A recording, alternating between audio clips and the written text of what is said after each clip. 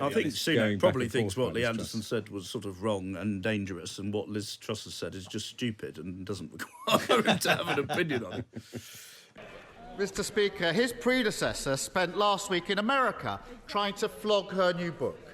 In search of fame and wealth, she's taken to slagging off an they made her Prime Minister, now they can't bear talking about her. In search of fame and wealth, she's taken to slagging off and undermining Britain at every opportunity. She claimed that as Prime Minister she was sabotaged by the deep state. She also remained silent as Tommy Robinson, that right-wing thug, was described as a hero. Why is he allowing her to stand as a Tory MP at the next election? Well predicted, Mr. Chorley. Mr. Speaker, I don't believe a single member of this House supports Tommy Robinson, Mr. Speaker. But Mr. Speaker, if he wants to talk about former leaders and predecessors, the whole country knows his record because he sat there while anti-Semitism ran rife in this party, and not once but twice backed a man who called Hamas friends, Mr. Speaker. But to their credit, the Shadow Chancellor, the Shadow Home Secretary, and indeed the Shadow Foreign Secretary refused to back the former Labour leader. But he didn't, because he's spineless, hopeless, and utterly shameless.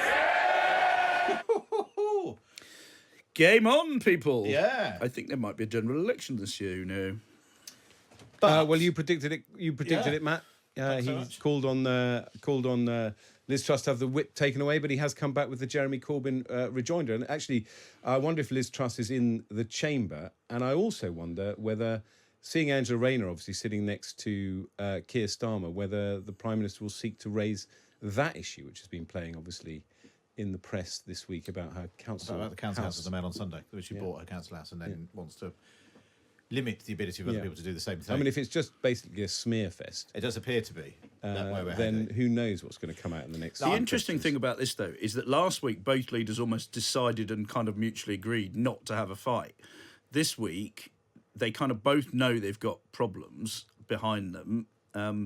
But Sunak's gone for anti-Semitism, knowing that Starmer's going to come back about Islamophobia and I presume he'll come back and say, "I kicked him out of my party." Yes. Yeah. Why won't you do the same? Suspended the whip. Yeah. You know.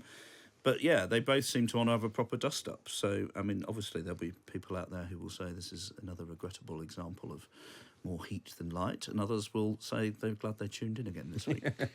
Well, let us know what you think. 0333 003 2353 is the WhatsApp, or you can join the comments, the chat on the YouTube channel. Let's go, as Greg says, at least Starmer had the bottle to kick Corbyn out. Tom says, is attacking a former party leader such a smart move? Well, let's go back to the comments. I think question 3 from Keir Starmer.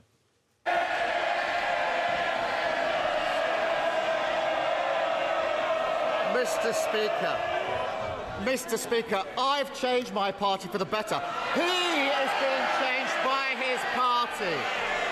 The reason he's letting her stand is because he's too weak to do anything about it. It's the story of his leadership.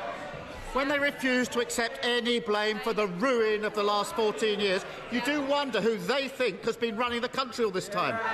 Thankfully, the former Prime Minister's on hand again to help. It turns out it's all the fault of the media, the corporate world, and, bizarrely, the President of the United States.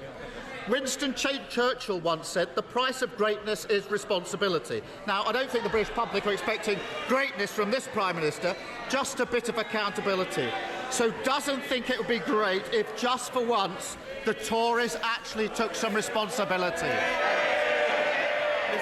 Mr. Speaker, he talks about leadership, he talks about change, but when I learnt of something that I didn't agree with, I suspended one of my MPs straight away. But Mr. Speaker, when he learned of vile anti-Semitic remarks made by a Labour candidate, what did he do, Mr. Speaker? He instructed his team to defend him. He sent a shadow cabinet minister to campaign for him, and he personally backed him for days. And that's the difference between us. I act on my principles. He hasn't got any. Wow. Yeah, well, it's it's punchy stuff, and look, the Tories can read the focus groups and the sort of intimate polling as well as anybody, and they know people are still not convinced by Starmer. People still don't know what Starmer stands for, and the concern about Starmer is that he keeps changing his mind, and does he have any of these principles? I mean, passing the Prime Minister's answer a little bit there, saying that he suspended Lee Anderson immediately is a little bit generous, because there was a quote from Tory Central Office effectively backing him prior to the decision to suspend him. But, he's right. Starmer took 48 hours to get rid of his candidate in Rochdale, and we'll see the outcome of that on Thursday. I mean, the implication is Lee Anderson said something he disagreed with. I suspended him immediately. The implication is that he doesn't disagree with Liz Truss.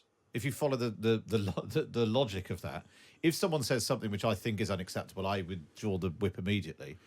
He's therefore... Yes, well, maybe this is Chorley prediction time again. Maybe if Keir Starmer is fast on his feet, he'll come back with exactly that point, saying, well, you've suspended Lee Anderson because you disagreed with him, but you haven't suspended Liz Truss.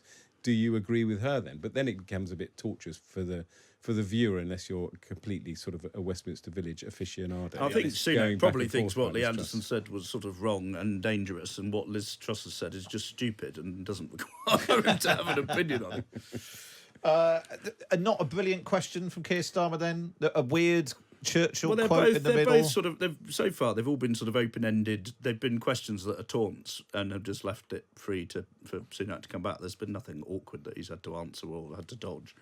But they would have been pleased with the Winston Churchill quote, the Labour team, because they obviously love quoting Tories back at Tories and Tories for the right-wing press. So, they'll bring out Margaret Thatcher, Winston Churchill whenever they can. Yeah.